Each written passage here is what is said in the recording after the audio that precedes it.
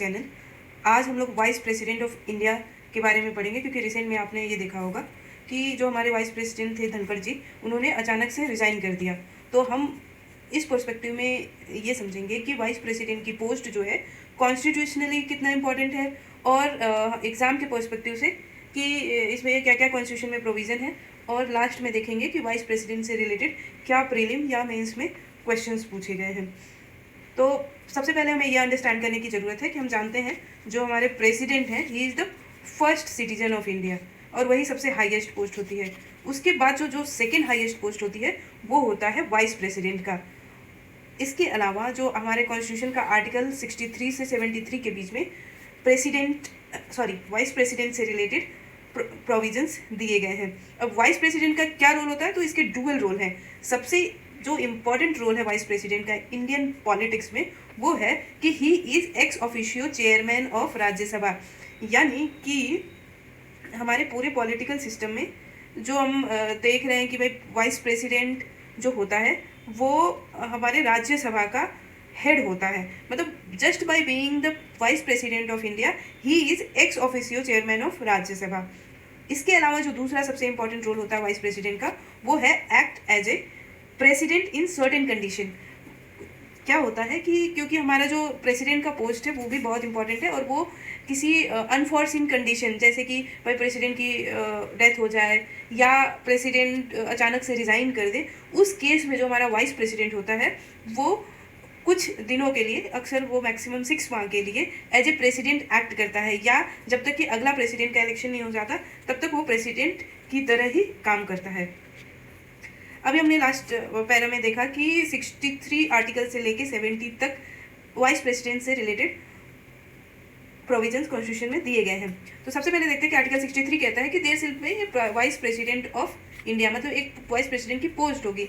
Article 64 कहता है कि vice president would be the ex officio chairman of Rajya Sabha, यानी वाइस प्रेसिडेंट ही राज्यसभा का चेयरमैन होगा। आर्टिकल 65 कहता है कि जब ज़रूरत पड़ेगा तब जो वाइस प्रेसिडेंट होगा वो प्रेसिडेंट की तरह काम करेगा। आर्टिकल 66 कहता है कि जो इलेक्शन ऑफ वाइस प्रेसिडेंट है वो किस प्रकार से होगा, उसका प्रोसेस क्या होगा। और आर्टिकल 67 से 70 के बीच में कहता है कि प्रेसिडेंट का टर्म क्या होगा, उसका रिमूवल प्रोसेस क्या होगा, वैकेंसी यानी कि वैकेंट होने पर क्या कंडीशन होगा, और इन केस ऑफ डिस्प्यूट, अगर वाइस प्रेसिडेंट के इलेक्शन से रिलेटेड कोई डिस्प्यूट होता है तो उस केस में क्या होगा। ये रहे कॉन्स्टिट्यूशनल प्रोविजन। आर्टिकल जानना इसलिए ज़रूरी है क्योंकि क्या जो स्टेट के कुछ एग्जाम्स हैं उसमें डायरेक्ट आर्टिकल भी पूछ देता है, स्पेशली आर्टिकल 63 और 64, ये जो है काफ़ी इंपॉर्टेंट है। अब हम जानते हैं कि क्वालिफिकेशन क्या होती है वाइस प्रेसिडेंट बनने के लिए। तो जो एक पर्सन या कैंडिडेट है जो वाइस प्रेसिडेंट बनने जा रहा है वो सिटीजन ऑफ इंडिया होना चाहिए, यानी कि कोई नॉन सिटीजन नहीं बन सकता। एटलीस्ट 35 ईयर ऑफ एज, उसकी एज जो है 35 ईयर होना चाहिए, और ही should be qualified for election as a Rajya Sabha member. मतलब उसमें वो क्वालिफिकेशन होनी चाहिए जो एक राज्यसभा के मेंबर बनने के लिए क्वालिफिकेशन चाहिए, और वो कोई ऑफिस ऑफ प्रॉफिट ना होल्ड करता हो। अब इलेक्शन का जो प्रोसेस है वाइस प्रेसिडेंट का वो क्या होता है, तो जो इलेक्शन के प्रोसेस में जो लोग पार्टिसिपेट करते हैं उसमें होते हैं member of both house of parliament, यानी कि जो राज्यसभा प्लस लोकसभा दोनों हाउस के मेंबर जो हैं पार्टिसिपेट करते हैं वाइस प्रेसिडेंट के इलेक्शन में। दूसरा क्या है प्रोसेस में कि proportional representation by single transferable vote. पहले तो ये जानिए कि हमारे वहाँ 2 तरह के इलेक्शन प्रोसेस होते हैं। एक होता है प्रोपोर्शनल रिप्रेजेंटेशन जो अक्सर प्रेसिडेंट के इलेक्शन में, वाइस प्रेसिडेंट के इलेक्शन में, राज्यसभा के इलेक्शन में यूज़ किए जाते हैं। दूसरा होता है जो इम्पोर्टेंट इलेक्शन का प्रोसेस, वो या वोटिंग प्रोसेस बोल सकते हैं, वो होता है first past post system. First past post system जो है वो लोकसभा के इलेक्शन में या जो हमारा लेजिस्लेटिव असेंबली है उसके इलेक्शन में यूज़ किया जाता है। फर्स्ट पास्ट पोस्ट सिस्टम में सिंपल से एग्जाम्पल से समझेंगे, अगर 5 कैंडिडेट खड़े हैं किसी कॉन्स्टिट्यूएंसी में, तो जो सबसे ज़्यादा वोट पाएगा, चाहे वो 30% पाया हो या 20-25% पाया हो, उससे नहीं, मतलब जो हाईएस्ट वोट गेनर है वही आपका विनर होगा, है ना। लेकिन जो प्रोपोर्शनल रिप्रेजेंटेशन है उसमें क्या है कि अगर आपके 5 कैंडिडेट हैं, सपोज दैट, है ना, सपोज दैट किसी कॉन्स्टिट्यूएंसी में 5 कैंडिडेट हैं। अब 5 कैंडिडेट में क्या होगा कि जो वोटर होगा वो क्या करेगा, पांचों को एक प्रेफरेंस देगा, 1 2 3 4 5, उसी तरह सभी एक प्रेफरेंस देंगे। और जो इलेक्शन का प्रोसेस होगा वो प्रोपोर्शनल रिप्रेजेंटेशन कहलाता है। दूसरा है सीक्रेट बैलेट से इलेक्शन होगा। जैसे कि राज्यसभा का इलेक्शन जो है वो ओपन बैलेट से होता है, उसमें जो वोटिंग कर रहा है उसको दिखाना पड़ता है कि आप किसे वोट कर रहे हो। बट वाइस प्रेसिडेंट प्रेसिडेंट के इलेक्शन में आपका सीक्रेट बैलेट यूज होता है। अच्छा, राज्यसभा में प्रेसिडेंट और वाइस प्रेसिडेंट के इलेक्शन प्रोसेस में बहुत डिफरेंस होता है, जिसको हम आगे समझेंगे। टर्म क्या होता है, 5 ईयर का टर्म होता है। रिमूवल का प्रोसेस होता है रिजोल्यूशन, रिमूवल का प्रोसेस होता है। और ये रिजोल्यूशन जो प्रोसेस होता है ये राज्यसभा में इंट्रोड्यूस किया जाता है। तो राज्यसभा में जो पास होगा वो रेजोल्यूशन इफेक्टिव मेजॉरिटी से होगा, और लोकसभा में जो रेजोल्यूशन पास किया जाएगा वाइस प्रेसिडेंट के अगेंस्ट वो सिंपल मेजॉरिटी में होगा। और जैसे कि प्रेसिडेंट का जो प्रोसेस होता है उसको इम्पीचमेंट बोलते हैं, बट जो वाइस प्रेसिडेंट का रिमूवल प्रोसेस होता है वो रेजोल्यूशन के माध्यम से किया जाता है। पावर क्या क्या होते हैं या फंक्शंस क्या है वाइस प्रेसिडेंट के, तो सबसे इंपॉर्टेंट फंक्शन जो है वो राज्यसभा की जितनी भी बैठकें होती हैं उसको चेयर करता है। दूसरा क्या है, casting in case of tie.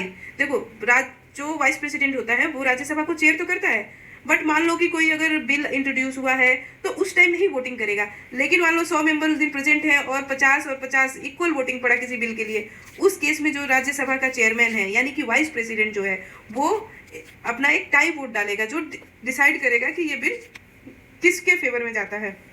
Act as a president when needed, मतलब प्रेसिडेंट की तरह काम करता है जब जरूरत है, और represent India in absence of president. तो ये दोनों जो फंक्शन है वो सिमिलर टाइप के हैं कि भाई जहाँ प्रेसिडेंट नहीं रहेगा वहाँ वाइस प्रेसिडेंट ही प्रेसिडेंट की तरह काम करेगा। अब हम समझेंगे कि प्रेसिडेंट जो है उस पोस्ट से वाइस प्रेसिडेंट का क्या कंपैरिजन है। तो पहले तो हमें ये जानना है कि प्रेसिडेंट का जो आर्टिकल है कॉन्स्टिट्यूशन में 22 से 62 तक का आर्टिकल डिस्कस करता है। उसी तरह वाइस प्रेसिडेंट का जो आर्टिकल्स है 63 से 73 तक है।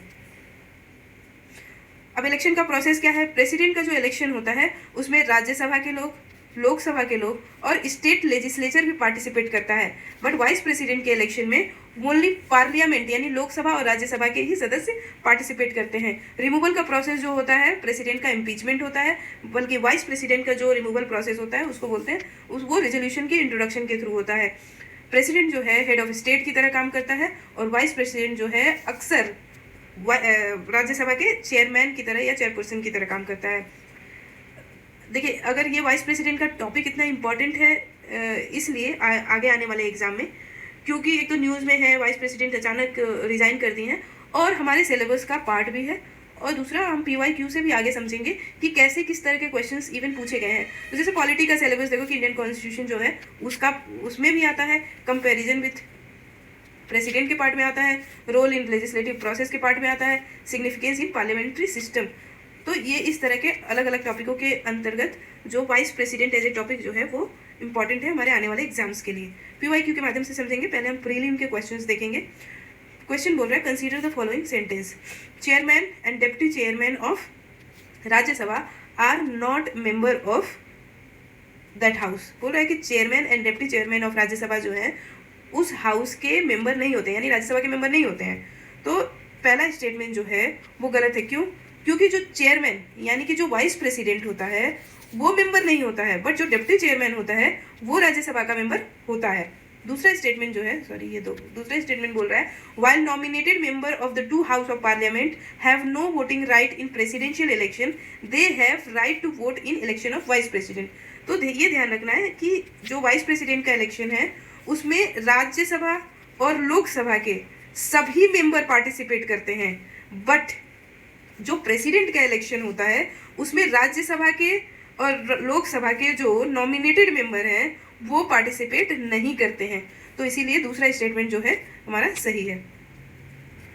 अच्छा, ये देखना है कि ये क्वेश्चन 2013 में पूछा गया था UPSC के प्रीलिम में। नेक्स्ट क्वेश्चन जो है 2016 के प्रीलिम में पूछा गया था, which of the following statement regarding vice president is correct. Vice president like president is elected by indirect election. बोल रहा है कि वाइस प्रेसिडेंट जो है वो प्रेसिडेंट की तरह ही इनडायरेक्ट इलेक्शन से इलेक्ट होता है, जो सही है कि भाई डायरेक्ट कोई अपने यहाँ का सिटीजन तो पार्टिसिपेट नहीं करता है। राज्यसभा लोकसभा जो जनता द्वारा इलेक्टेड है वो पार्टिसिपेट करते हैं वाइस प्रेसिडेंट के इलेक्शन में। तो ये आंसर सही है। दूसरा स्टेटमेंट बोल रहा है कि he is elected by the member of he is elected by the member of electoral college consisting of member of both house. ये कह रहा है कि जो इलेक्टोरल कॉलेज है वाइस प्रेसिडेंट का, उसमें राज्यसभा और लोकसभा के टोटल सदस्य जो है पार्टिसिपेट करते हैं। तो अभी हम लोगों ने पिछले स्लाइड में पढ़ा कि ये स्टेटमेंट भी सही है। It consist of both nominated and elected member of parliament, तो ये भी सही है कि दोनों ही पार्टिसिपेट करते हैं। इस तरह ये तीनों ऑप्शन आपके सही हो जाएंगे। 2023 में भी सेम वाइस प्रेसिडेंट पे क्वेश्चन पूछे गए। बोल रहा है कि स्टेटमेंट पहला बोल रहा है a vice president may resign, A vice president, अब ये ध्यान रखना है कि अब ये ओनली 1 और 2 जो नया ट्रेंड आया है उस हिसाब से ये पूछ रहा है, लेकिन ये सही, इसको ये समझेंगे कि हमें अब इसमें से फाइंड आउट करना है कि कौन सा स्टेटमेंट सही है। A vice president may resign from his office by writing to the president, तो बोला कि जो वाइस प्रेसिडेंट है वो प्रेसिडेंट को लिखते हुए रिजाइन करेगा। अभी हमने धनखड़ जी के भी केस में देखा है कि उन्होंने प्रेसिडेंट डॉक्टर मुर्मू को एड्रेस किया था अपना रेजिग्नेशन। तो पहला स्टेटमेंट तो हमें सही लग रहा है। दूसरा स्टेटमेंट पढ़ते हैं कि vice president may be removed from office by a resolution of Rajya Sabha passed by majority of all its member. तो ये ध्यान रखना है कि जो रिमूवल का प्रोसेस है वो राज्यसभा में द देन मेजॉरिटी से पास होगा, बट लोकसभा में बस सिंपल मेजॉरिटी से पास होगा। तो इसीलिए दूसरा ऑप्शन गलत है।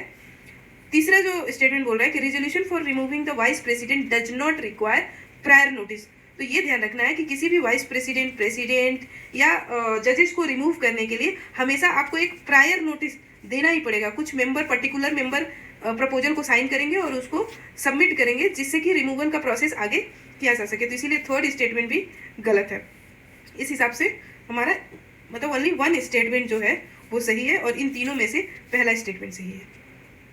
अच्छा, मेंस के पर्सपेक्टिव से भी वाइस प्रेसिडेंट का जो पोस्ट है वो इंपॉर्टेंट है। 2015 के GS2 में पूछ चुका है। Discuss the role in legislative and executive, discuss the role of vice president in legislative and executive sphere. तो ये आप अपने हिसाब से प्रैक्टिस कर सकते हैं, एक पेज का नोट्स बना सकते हैं जिससे कि आपका एक जो ब्रॉडर टॉपिक है वाइस प्रेसिडेंट ये कंप्लीट हो सके। Thank you.